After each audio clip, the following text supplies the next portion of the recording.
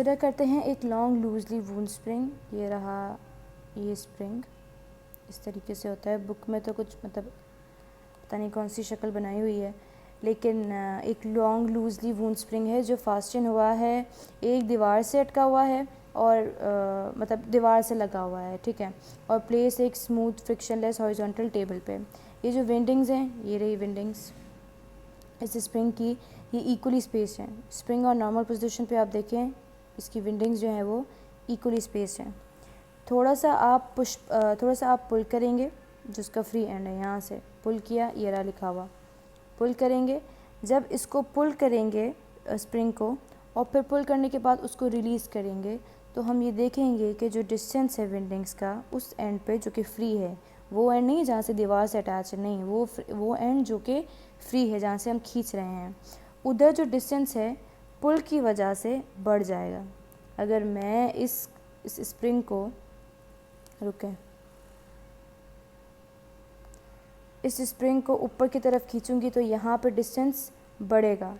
क्यों? क्योंकि एक जगह तो मैंने उसको दीवार से अटैच कराया हुआ है, लेकिन एक जगह मैंने उसको खाली छोड़ा है जहाँ से मैं उसको पुल करूँगी। जब पुल करूँगी तो इस पोजीशन पे क्या होगा कि इस पोजीशन पे जो हमारा, एक सेकंड रुकें, स्पेस होगा वो बढ़ जाएगा, ज़्यादा होगा। अच्छा जी, फिर वो कहते हैं कि when the end is release, अच्छा जब आपने उस एंड को छोड़ दिया, जहाँ से पकड़ा था उसको छोड़ दिया, तो विंडिंग्स जो हैं वो अपनी नॉर्मल पोजीशन पे आ जाएंगी due to elastic restoring force. वो फोर्स जो हमेशा उस डायरेक्शन में एक्ट करती है जहाँ पे पुश हो या पुल हो किसी भी सिस्टम पे, बैक टू द इक्विलिब्रियम पे लाएगी किसी भी ऑब्जेक्ट को, किसी भी चीज़ को अपनी उसी पोजीशन पे लाएगी जहाँ पे वो पहले से थी। ये रीस्टोरिंग का फोर्स है, रीस्टोर करना, ठीक है, वो फोर्स जो उसमें ऑलरेडी स्टोर्ड है।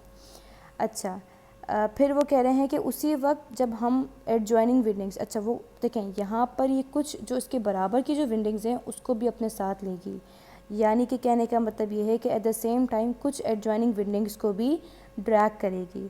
ड्यू टू दिस, इसकी वजह से जो विंडिंग्स हैं जो कि एंड पर हैं स्प्रिंग की, वो क्लोज़ हो जाएंगी, जबकि जो एडजेसेंट विंडिंग्स हैं वो इंक्रीज़ हो जाएंगी। यहाँ पर ये क्लोज़ हो गई, आगे जाके ये इनमें डिस्टेंस आएगा, लेकिन जहाँ से आप उसको पुश करेंगे वहाँ से जो है वो डिस्टेंस कम होगा कंपैरेटिवली एडजेसेंट विंडिंग्स के उस पर, ठीक है। वो जो एडजेसेंट विंडिंग्स होंगी उधर फासला बढ़ जाएगा, लेकिन वो विंडिंग्स जिनको आप जो एडजॉइनिंग विंडिंग्स होंगी उनमें जो फासला है वो कम होगा।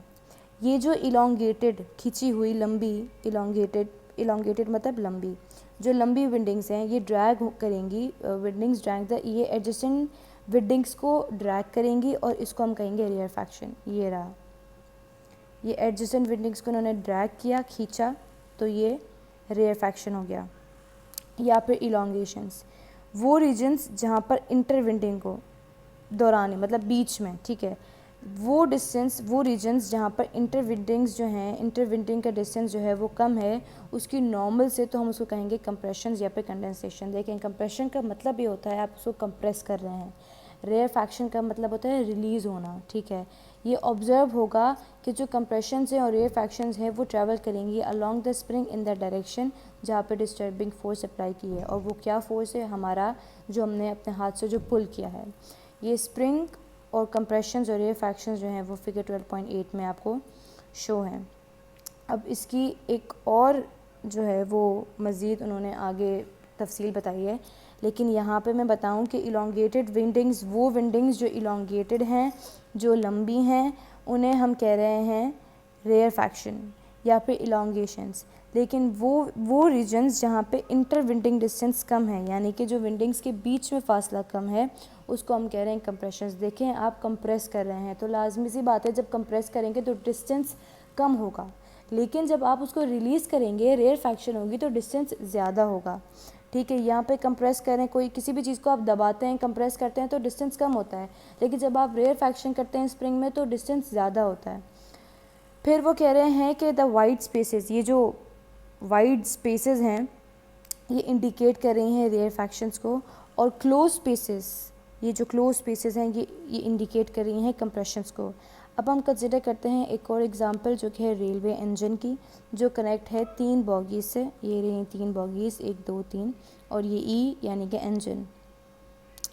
जो इंजन है वो मूव करेगा फॉरवर्ड अ लिटिल डिस्टेंस, आगे मूव हुआ है और थोड़ा रुक गया।